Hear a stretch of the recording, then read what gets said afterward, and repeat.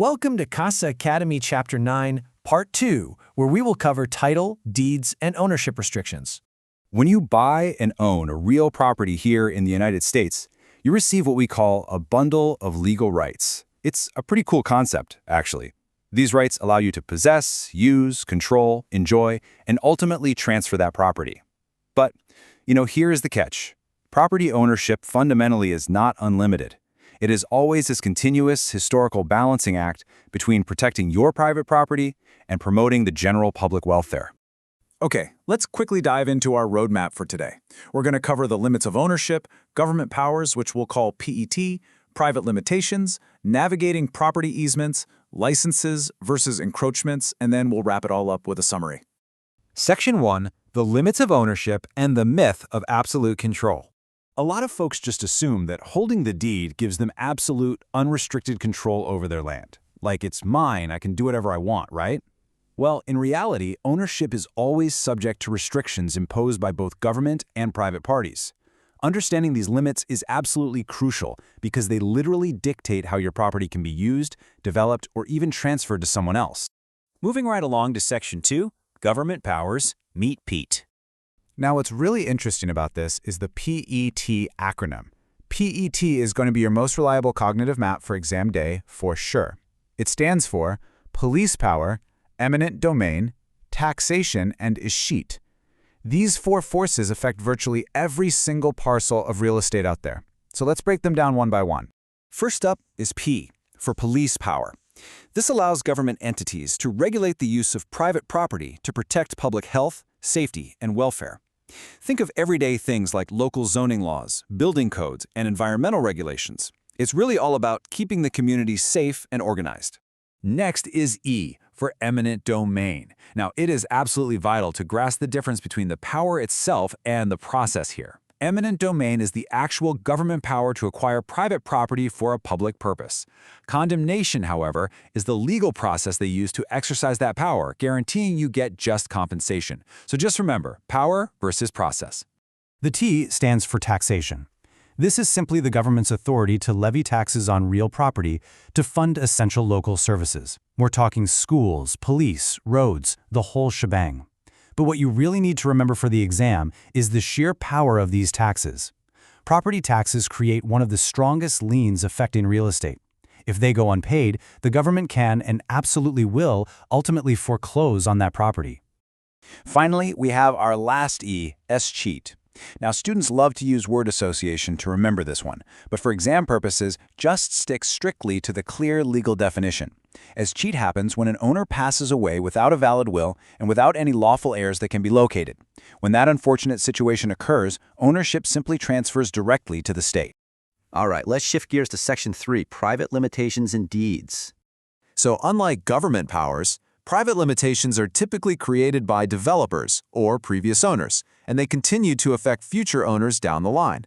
A really common myth is that getting title insurance somehow magically removes all restrictions from a property. It absolutely does not eliminate valid, existing restrictions, easements, or covenants.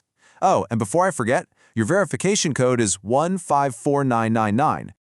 Okay, so two of the most common private limitations are deed restrictions and easements. Let's look at deed restrictions first, which are also known as restrictive covenants.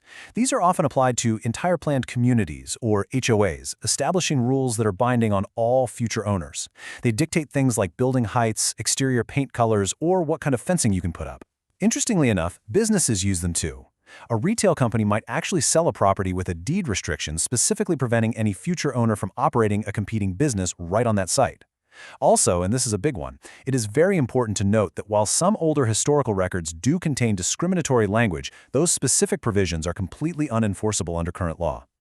Next up, Section 4, navigating property easements. An easement is basically a limited right to use another person's property. Imagine a piece of land is subdivided, and one parcel, let's say survey file 487844, becomes completely landlocked. That owner legally must have access to a public road. That strict necessity creates what we call an easement appurtenant. The crucial point here, and what you really need to cement in your mind, is this specific distinction. In our landlocked example, the parcel benefiting from the access is the dominant estate. The parcel granting the access, the one bearing the burden, is the servient estate. Because an easement appurtenant attaches to the land itself and not to an individual person, it runs with the land and binds all future owners. There are a couple of other key easements you definitely need to know. An easement in gross benefits a specific individual or organization rather than another parcel of land. Think of utility companies running electric or cable lines across your backyard. Then we have an easement by prescription. This one is quite a surprising legal reality, honestly, because it's created simply through continuous, uninterrupted use of someone else's property. In Florida specifically, if that open use goes on without interruption for at least 20 years, a court may actually recognize it as a permanent legal easement. Crazy, right? All right, Section 5, licenses versus encroachments. These two often trick students, so here's the exact difference you need to know. A license grants temporary, revocable permission to use someone's property. Like, allowing someone to park on your lawn for a special event is just a license. It does not create any permanent property interest. An encroachment, however, is a completely unauthorized physical intrusion. If your neighbor builds a fence across the property line, or their driveway accidentally extends onto your land, that is an encroachment. It often requires legal action and potentially the physical removal of the offending structure. Finally, Section 6, key takeaways and summary. To wrap things up today, the golden rule of this whole topic is that ownership rights are broad, for sure, but they are never completely unlimited. We have our public government limits, easily recalled by our trusty PEAT acronym, police power for public health and zoning, eminent domain for taking property for public use, taxation to fund services, and a sheet for when an owner dies without heirs. Then, on the private side, we have deed restrictions dictating property aesthetics and uses, as well as easements granting specific rights to use another person's land. Which leaves us with this final thought to ponder. Knowing that your bundle of rights is always limited by public needs and private covenants, how will you evaluate your next real estate transaction? Understanding these limits isn't just a hurdle you have to jump to pass an exam. It is absolutely essential for evaluating the true rights, interests, and potential uses of any piece of real estate you will ever encounter. Thank you so much for joining me today, and I will catch you next time.